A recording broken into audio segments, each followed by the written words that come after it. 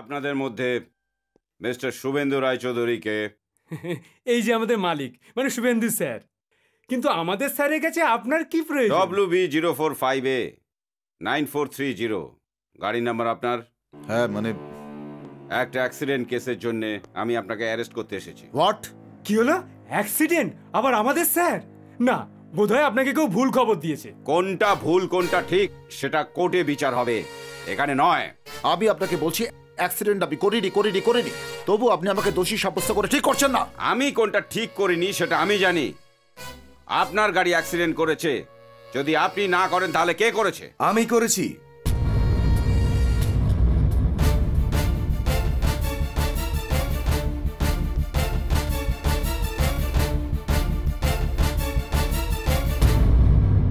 তুমি? হ্যাঁ ইন্সপেক্টর, সেদিন স্যারকে না জানিয়ে আমি তার গাড়ি নিয়ে গেছিলাম।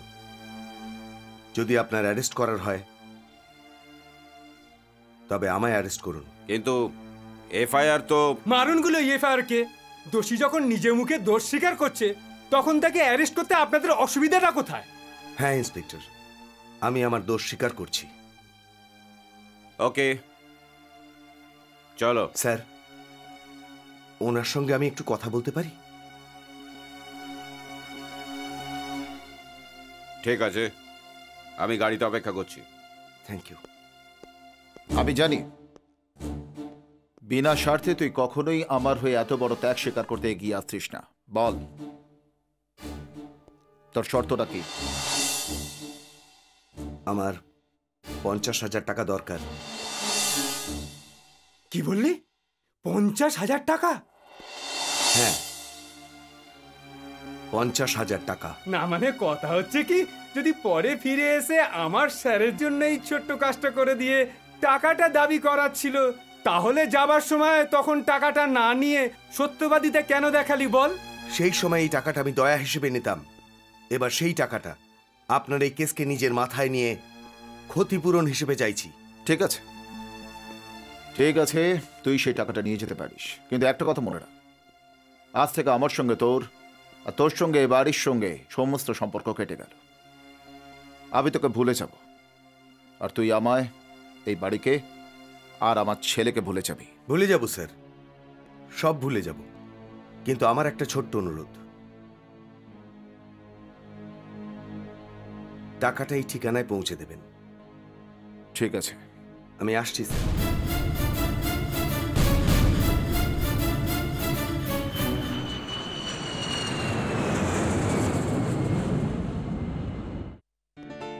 Mummy, mummy, mummy, mummy, Deepak, where are they?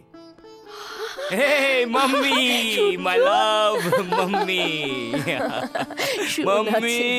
কোনো খবর না দিয়ে হঠাৎ চমকে দিলাম না? দীপক কই? দীপক? দীপক নেই। কোথায় গেছে দীপক? 2-3 দিন হলো কাউকে না জানিয়ে কোথায় চলে গেছে। 2-3 দিন হলো কাউকে কিছু না জানিয়ে ও কোথায় যেতে পারে? যেখানে যাক ঠিক ফিরে আসবে।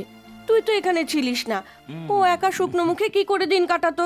হ্যাঁ, ওরই বা আমি ছাড়া আর কেই বা আছে? আচ্ছা, তুই তো 15 দিন পরে আসবে বলেছিলি, আজ হঠাৎ? ভেবেছিলাম রেজাল্ট বেরোনোর পর ওখানেই 15 দিন থেকে আসবো, কিন্তু এখানে একটা অফার পেয়েই বাধ্য হয়ে ফিরতে হলো। Offer? Dad, that's a secret. That's my first offer in my life. আমি অপারেশন টেবিলে যাব না। কিন্তু কেন? 2 দিন ধরে বলছি আমায় এখানে যে বাবু এনেছিলেন সে বাবু কোথায়, অথচ কেউ আমায় কিছুই উত্তর দিচ্ছে না। আমি সেটা জানি না, কেবল এটুকু জানি যে আপনার জন্য টাকা ডিপোজিট হয়েছে আর কাল আপনার অপারেশন হবে। কিন্তু যার নিজের কোনো ঠিকানা নেই, 5টা পয়সা রোজগার নেই, সে এত টাকা পেল কোত্থেকে? আপনার ওনার সঙ্গে সম্পর্ক কি? একজন অনাথের সঙ্গে আর একজন অনাথের যা সম্পর্ক। আপনার কথা শুনে মনে হচ্ছে সম্পর্কটা নিশ্চয়ই খুবই নিবিড়। সময় সময় মানুষ নিজের মনের মানুষের জন্য সব কিছু করতে পারে, দরকার পড়লে নিজেকে বিক্রিও করে দিতে পারে। কিন্তু আমার কাছে না আসার মানে কি?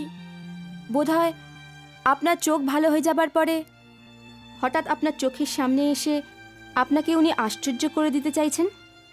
একটু চিন্তা করুন তো, যদি জিদ ধরে আপনি রাজি না হন অপারেশনের জন্য, তাহলে তার মনের কি অবস্থা হবে? সে তার ত্যাগের মূল্য পাবে তো? এবার চলুন।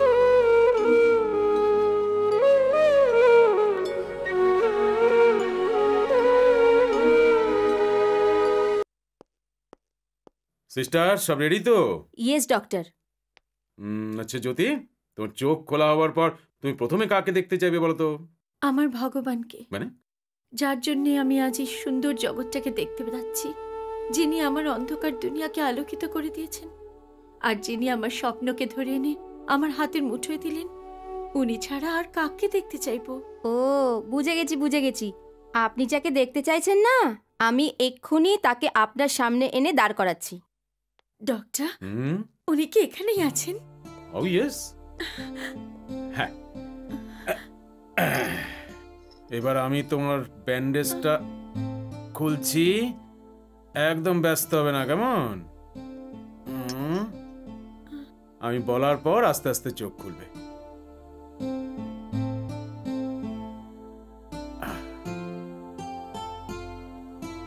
চোখ বন্ধ রাখো, আমি বলার পর আস্তে আস্তে খুলবে।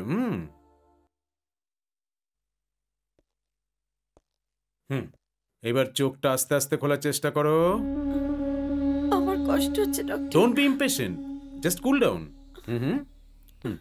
যার জন্য আপনি এই দুনিয়ার আলো দেখার সুযোগ পেলেন, সেই ভগবান এখন আপনার সামনে দাঁড়িয়ে আছেন।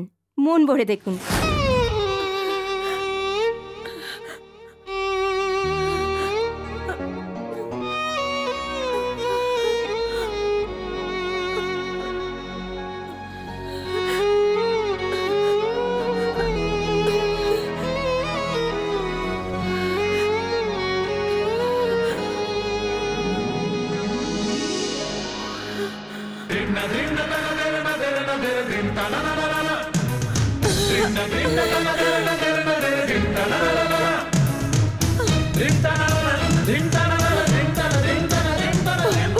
কনগ্রাচুলেশন ডক্টর সূর্য, আপনার প্রথম অপারেশন সাকসেস হয়েছে।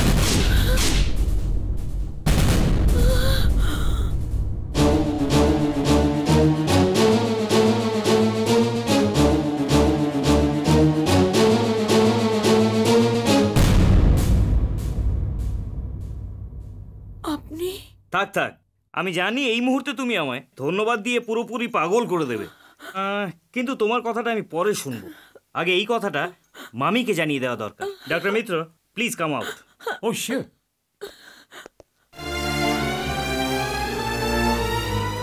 আপনি এমন চুপচাপ দাঁড়িয়ে রইলেন যে? কেন কেন আমায় মিথ্যে বললে? ওই বাবু কোথায়, যিনি আমাকে এখানে এনেছিলেন? সে তো... তোমরা সবাই আমায় মিথ্যে বলেছো, সবাই আমায় ঠকিয়েছো। চোখ খুলবার আগে আমি তাকেই দেখতে চেয়েছি। যদি উনি এখানে নেই, তাহলে আমার চোখ খুললে কেন? কেন? কিন্তু আপনার কথা অনুযায়ী আমরা ডক্টর সূর্যকে আপনার সামনে... আপনি তো নিজেই তাকে ভগবান বলে বললেন, উনিই তো আপনার দৃষ্টি ফিরিয়েছেন। হে ভগবান, আমি পাপ করেছি, বিরাট বড় পাপ। এই চোখ আমার দরকার নেই, আজ এই চোখ আমি নষ্ট করে দেব। কি করছেন আপনি? হ্যাঁ, কি করছেন?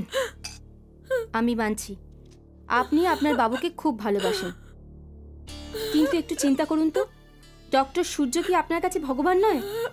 আরে উনি আপনাকে এখানে রেখে গেছেন তো গেছেন, তারপর আর দেখা নেই। কিন্তু ডক্টর সূর্য দিন রাত আপনার পাশে বসে সেবা করেছেন। সিস্টার, চলো আমাদের বাড়ি চলো। আপনার বাড়ি? ডক্টর মিত্র তোমার বিষয়ে সবকিছু জানিয়ে দিয়েছে। তুমি বাড়ি থেকে পালিয়ে এসছো, আর যে লোকটা তোমায় নিয়ে এসেছিল তারও তো দেখা নেই। তুমি যাবে কোথায়? ডক্টর, যদি সে এখানে আসে আর তোমায় খোঁজে, যখন ও জানবে তুমি আমাদের বাড়িতে আছো, ও ওখানে যাবে। Very simple. হ্যাঁ স্যার ঠিক বলছেন। থাক মা, থাক। আপনি আমায় কেমন করে চিনলেন? অপারেশনের পর সূর্য তোর বিষয়ে এত বলেছে যে সত্যি তোর চোখ দুটো না ভারী সুন্দর। After all my creation. চোখ তো ফুলে যদি গন্ধ না থাকে, তার কি আর আদর থাকে? চোখে যদি জ্যোতি না থাকতো, তার কি মহত্ব থাকতো? বাহ, ভালো বলেছিস তো। আজ থেকে তুমি প্রতিদিন এরকমই কথা শুনতে পাবে। মানে? মানে এখন থেকেও আমাদের বাড়িতেই থাকবে। আচ্ছা মামি, দীপকের রুমটা ঠিক হবে না? হ্যাঁ। চলো, আমি তোমায় তোমার রুমটা দেখিয়ে দেবো, এসো। এসো জ্যোতি, আজ থেকে এই রুমটা তোমার। যেদিন থেকে এসেছি এই রুমে কখনো আসিনি, কারণ কখনো এই রুমটাকে খালি দেখতে চাইনি আমি। এই রুমের বন্ধ দরজাটা দেখলে আমার মনটা দুঃখে কেঁদে ওঠে। কিন্তু আজ থেকে যখনই এই রুমটাকে দেখব মনটা আনন্দে নেচে উঠবে। কেন? কারণ সেটা তুমি এই মুহূর্তে বুঝতে পারবে না।